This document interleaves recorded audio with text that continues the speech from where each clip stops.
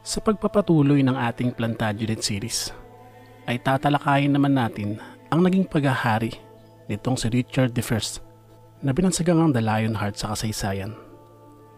Katulad ng kanyang ama na si Henry II, ay mas attached itong si Richard sa Pransya kaysa sa Inglaterra.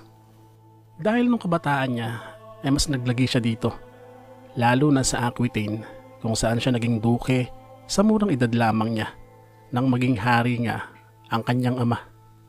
At ang sobrang pagkaka-attach niya sa Pransya ang masasabi din daw na nagbunsod sa kanya para magrebelde sa kanyang ama. Dahil gustong gusto nitong si Richard na pamunuan ng Aquitaine. Ang Aquitaine kasi ang pinagmulan ng kanyang ina na si Eleanor. At ayon nga sa mga historiador ay paboritong anak talaga nitong si Eleanor, itong si Richard. Kaya naman sa kanya talaga ay kinakabit ang pamamahala sa Aquitaine. Kaya nang magdesisyon itong si Henry II na sa bunsong anak niyang lalaki na si John ibibigay ang Aquitaine kapag siya ay namatay, ay nagrebelde nga itong si Richard. Kahit na kung totoosin ay mas malaking nasasakupan ang ibibigay sa kanya, ang buong Inglaterra at ang ibang bahagi ng Pransya. Ganon kamahal nitong si Richard ang Aquitaine, ang Pransya. Kaya nga bilang hari ng Inglaterra ay sinasabing mas maraming panahon pa rin siyang naglagi sa Pransya.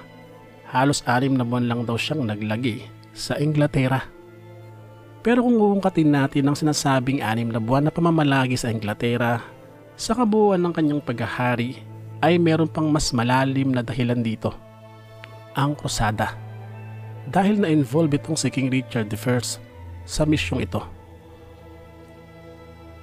Ang pagiging Crusaders nung panahon ngayon ay isang kabanalan at mataas na karangalan, lalo na syempre kung isa kang hari at isang nobleman. Kung sasali ka dito ay mas lalo kang igagalang at ipagmamalaki ng iyong nasasakupan. Bukod dito ay masabi rin kasi na isa itong debosyon o kabanalan niya dahil ang Holy Land ang pinag-uusapan dito, ang Jerusalem. At isa nga iyon sa naging dahilan kung bakit mahabang panahon na wala itong si Richard I sa Inglaterra. Bagaman naging katuwang niya ang hari ng Pransya na si Philip Augustus sa ibang bagay, ay naroon pa rin ng puwang sa pagitan nilang dalawa. Dahil ever since ay laging nariyan ang banta ng Pransya sa pagkubkob ng mga teritoryo ng Inglaterra. Dahil hindi naman hawak ng hari ng Pransya ang kabuuan mismo ng Pransya. Dahil lang iba nga, tulad ng Normandy, Anjou, Aquitaine at Maine, ay nasa ilalim nga ng teritoryo ng Inglaterra. At syempre mga teritoryong ito ay mainit lagi sa mata ng hari ng Pransya dahil gusto rin nilang mapasa kanila ito. At dahil nga sa ganong sitwasyon ay nakipagkasundo itong si Richard na dalawa silang lalahok sa krusada para nga mabawi ang Jerusalem. Dahil kung sasama nga naman itong si Philip sa krusada ay wala nang iisipin itong si Richard na pwedeng umagaw sa kanyang mga teritoryo. Bakit nga ba nagkaroon ng krusada sa mga sandaling ngayon? Ang krusadang ito ay ang ikatlong krusada at kung gusto nyo itong mapanood dito sa ating channel ay tinalakay natin yan. At ilalagay ko na lang din sa comment section ng link na sa ganun ay mapanood nyo rin ito. Muling bumuo ng panibagong krusada nang muling ang maagaw ng mga Muslim sa pamumuno nitong si Saladin ang Jerusalem. Natalakay na din natin ang patungkol sa kwentong ito sa mga video natin patungkol kay Balian of Evelyn at kay King Baldwin IV. Dahil kung totoo ay magkakadugtong din naman ang mga kwentong ito. Ang commitment na inilaan nitong si Richard sa krusada ay hindi masasabing basta-basta lang. Dahil mahabang panahon talaga ang gugugulin dito sa paglalakbay at pakikibaka. At hindi ka rin makakatiyak at hindi mo rin alam kung anong mga mangyayari sa iyo sa pagtungo sa Holy Land. At bukod sa mga ito ay nangangailangan din ng malaking pondo. Dito ngayon nagkaroon daw ng tinatawag na special tithes o ika po sa Tagalog na inilaan para sa krusadang ito na tinawag na Saladin tithes. Dahil imagine mo kung gaano kadami ang mga papakainin at paiinumin. Libo-libong mga kawal. At ang mga iba rito ay sinasabing may bayad pa. Dahil hindi naman lahat ay para lang sa kanilang pananampalataya. July 1190 nang maglayag na ang hukbo nitong si Richard I sa Mediterranean. At sa lupa naman dumaan itong si King Philip Augustus. September 1190 nang dumaong ang hukbo nitong si King Richard I sa Sicily, kung saan ay nakakulong dito ang kapatid niyang babae na si Joan. Ikinulong ito ng namamahala sa lugar na si Tancred, ang pumalit sa asawa niyang binawian ng buhay. Dahil para kay Tancred ay bantay itong si Joan sa kanyang paghahari. At syempre hindi makakapayag itong si Richard sa ganong trato nitong si Tancred sa kanyang kapatid. Hanggang noong October 1190 ay nagkaroon na ng labanan sa pagitan nitong si Tancred at itong si Richard.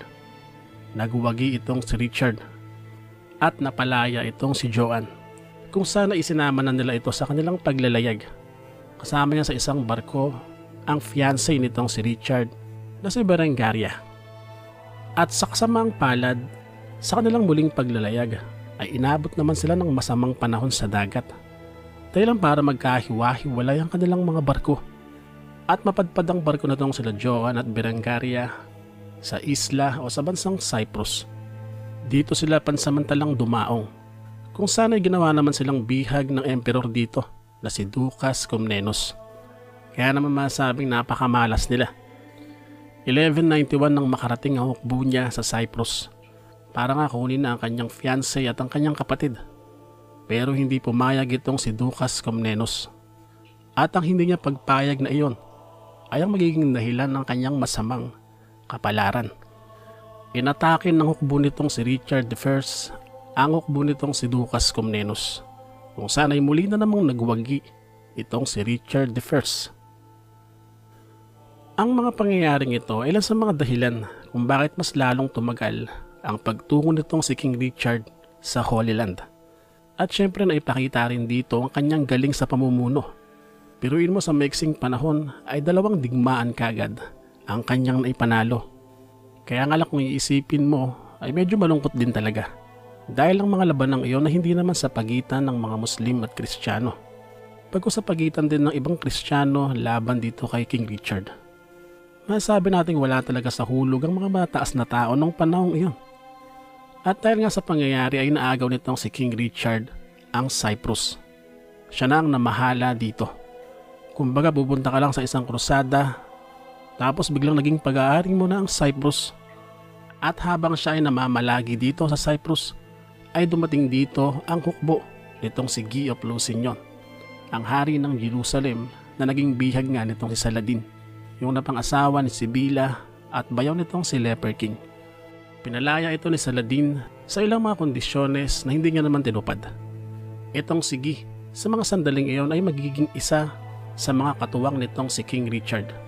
At ang isa pa ay ang karibal naman nito na si Conrad of Montferrat, ang kapatid naman ng dating naging asawa ni Sibila na si William of Montferrat. Bakit sila naging magkaribal? Ito kasing si Conrad ay napang-asawa naman ni Isabella I, ang half-sister nitong si King Baldwin IV. Kaya naman nang maiwan kay Isabella ang Jerusalem sa ilalim ng mga Muslim, ay parang naging de facto king ng Jerusalem itong si Conrad. Para siyang naging si President Laurel sa panahon ng mga Hapon. Dahilan para 2 ang sinasabing mag-claim ng posisyon ng pagiging hari. Itong si Conrad at itong si Guy. Kaso sa mga sandaling iyon ay hindi naman mahalaga iyon. Dahil nga nasa ilalim naman ng mga Muslim ang Jerusalem. So parang wala rin kwenta ang pagiging hari mo. Habang nasa Cyprus itong si King Richard I ay sinamantala niya na ang pagkakataon na pakasalan ang kanyang fiancé na si Berengaria. Kaya nga lang ay hindi naman sila nagkaanak nito. At may mga lumilitaw pa nga na sinasabi ng ilang mga marites ng kasaysayan kung bakit hindi rin sila nagkaanak nitong si Berengaria ay dahil daw homosexual talaga itong si King Richard I. Masabing wala namang batayan. June 8, 1191 nang dumating na sa Levant ang hukbo nitong si King Richard I.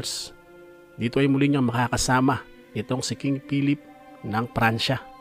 At syempre kasama niya rin itong si Guy at si Conrad. At dahil nga medyo may kalakasan na ang puwersa nila, ay agad nilang naagaw ang Acre sa mga Muslim.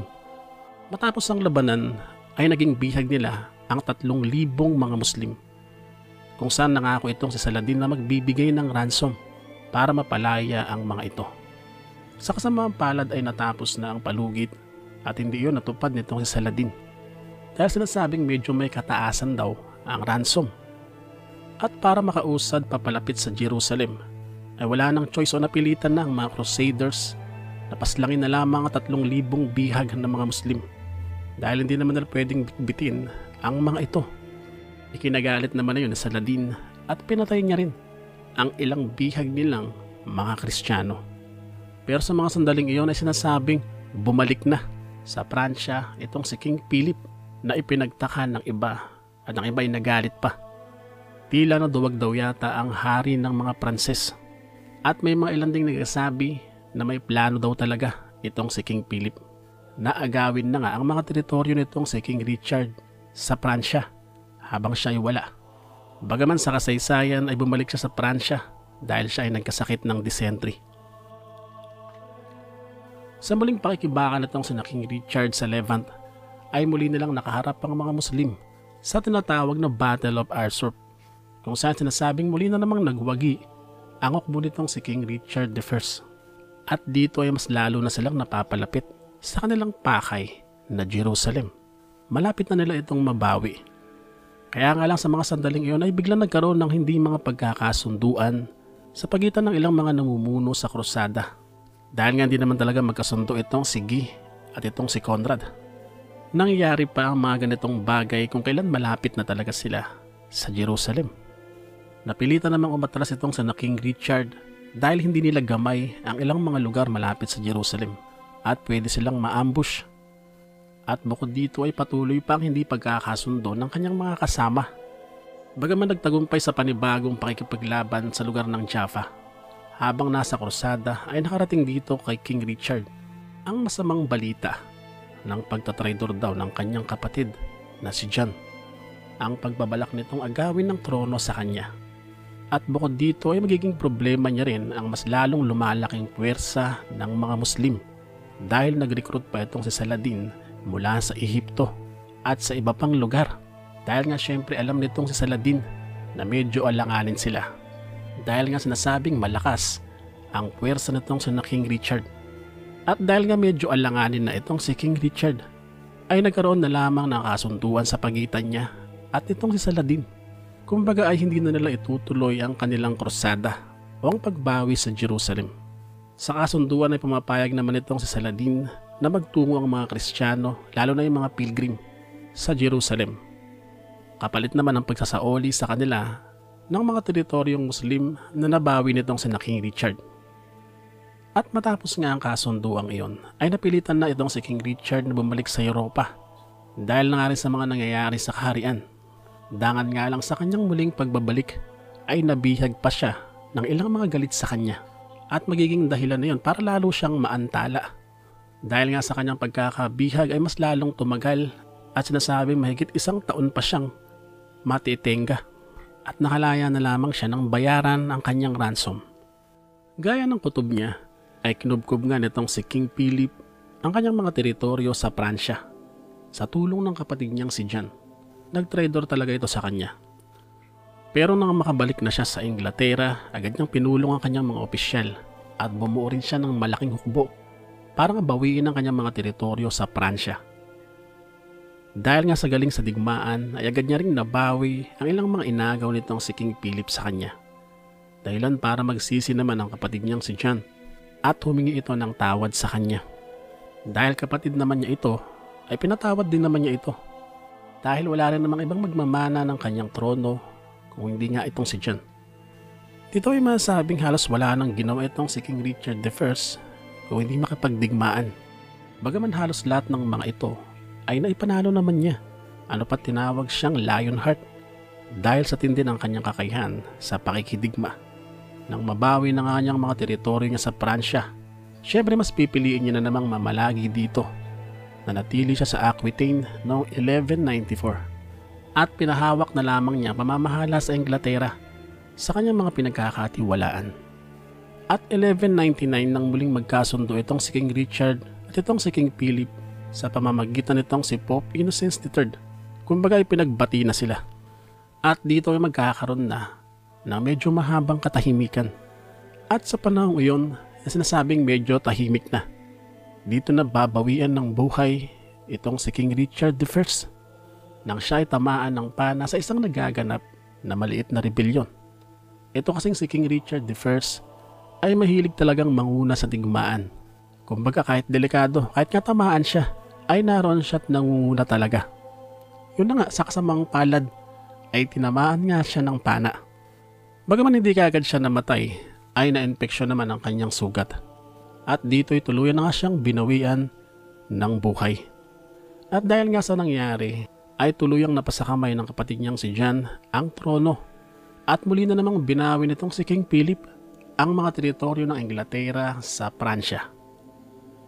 Bagaman marami ang hindi kumbinsido sa pamumuno nitong si King Richard I dahil nga halos wala daw siya sa kanyang teritoryo nang sa panahon na siya ay nakaluklok.